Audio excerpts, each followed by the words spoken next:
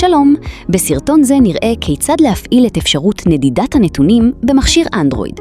זהו שלב חשוב להפעלת חבילת האיסים בחול. ראשית, היכנסו להגדרות המכשיר. בחרו חיבורים. לאחר מכן, רשתות תקשורת סלולרית. שימו לב, שם האיסים עשוי להיות שונה מהמוצג בסרטון בהתאם לתווית שבחרתם במהלך ההתקנה. בשדה נדידת נתונים, איסים החדש, נסיעה, וודאו שהאפשרות פעילה.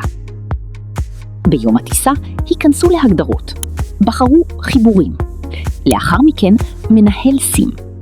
קבעו את הסים הישראלי, בדרך כלל ניתן לזהות אותו לפי מספר הטלפון שלכם.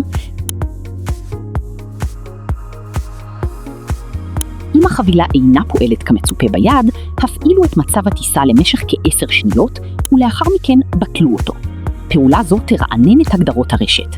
כעת נראה כיצד להחזיר את הגדרות האיסים למצב הרגיל לאחר החזרה לישראל. היכנסו להגדרות. בחרו חיבורים. לאחר מכן, מנהל סים. קבעו את האיסים. לאחר מכן, הפעילו מחדש את הסים הישראלי. זהו, ההתקנה הושלמה בהצלחה. נסיעה נעימה מצוות גלובל איסים.